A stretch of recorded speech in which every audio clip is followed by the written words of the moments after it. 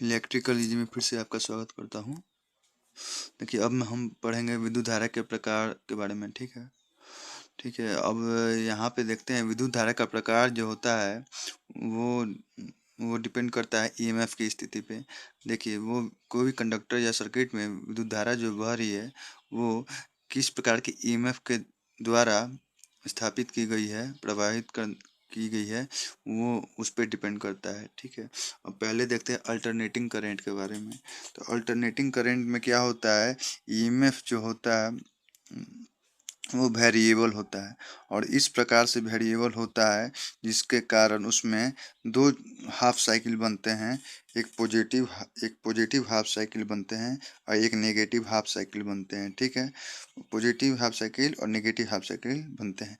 और इसमें देखते हैं तो क्या होता है, कैसे बनते हैं। देखिए, जितने भी जो भी अल्टरनेटिंग करंट जो होता है जो हमारे घर में आता है वो क्या होता है, वो हमारे फैराडेस के चुंबकीय छेदन सिद्धांत पे काम करता है। चुंबकीय रेखाओं के छेदन के सिद्धांत पे काम करता है। उसमें क्या होता है, उसके अंतर्गत जो कंडक्टर जो होता है चुंबकीय रेखाओं का छेदन रोटेशन की क्रिया के द्वारा करता है।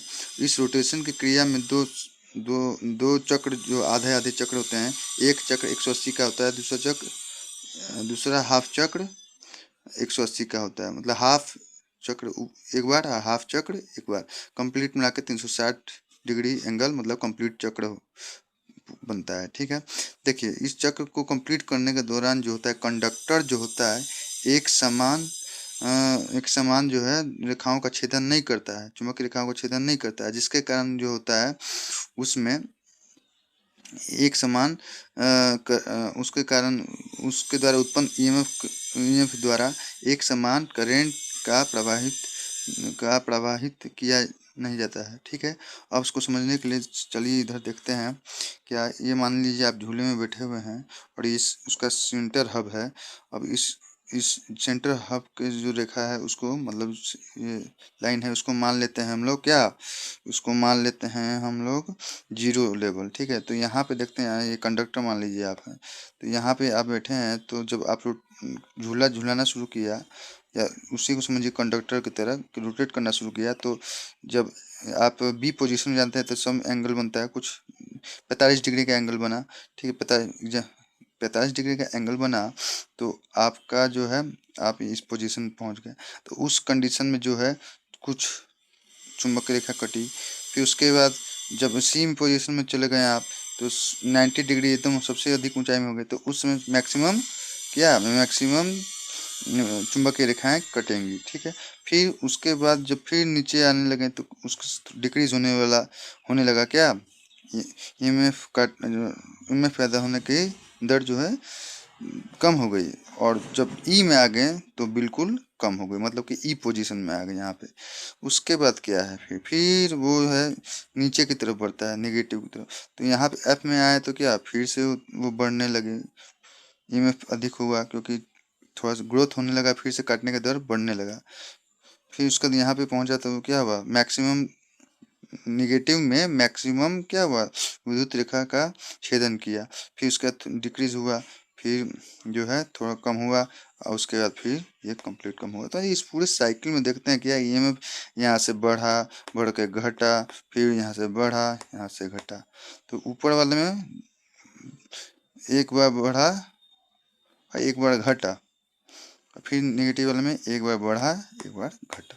तो इस तरह से आपका ये कंप्लीट हाफ पॉजिटिव और हाफ नेगेटिव साइकिल बनता है, और इस तरह प्रतिवर्ती धारा का निर्माण होता है। क्योंकि यहाँ पे देखें क्या ईएमएफ भी जो है प्रतिवर्ती है, इसलिए करंट भी प्रतिवर्ती होगा। ठीक है, अब देखते हैं इसको सत्यापित करने के लिए हम लोग एक एग्जाम्पल ले सकते हैं कि देखिए जब भी आप कोई भी स्टडी टेबल पड़ा हुआ है, स्टडी टेबल में आप स्टडी लैंप को जलाइए और उसके द्वारा आप एक किताब के पेज को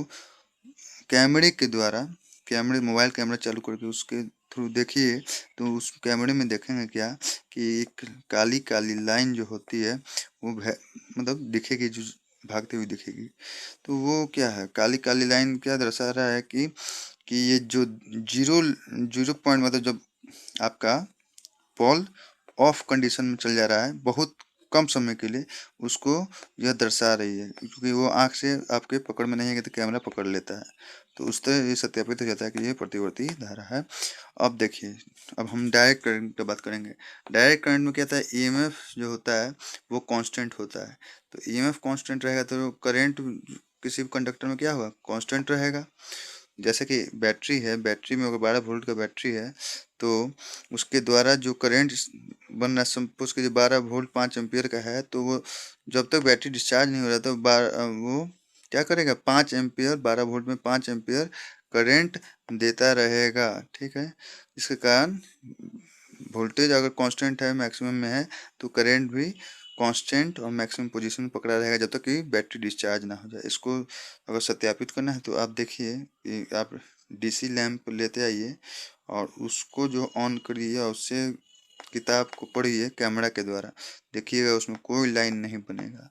इसी सत्यापित होता है क्या कि ये डीसी करंट है, ठीक है, जिसमें कांस्टेंट करंट प्रवाहित हो रही है। इस प्रकार से आप समझ सकते हैं कि विद्युत धारा के दो प्रकार हैं, एक अल्टरनेटिंग करंट और एक डीसी करंट। आप लोग का वीडियो देखने के लिए बहुत बहुत धन्यवाद।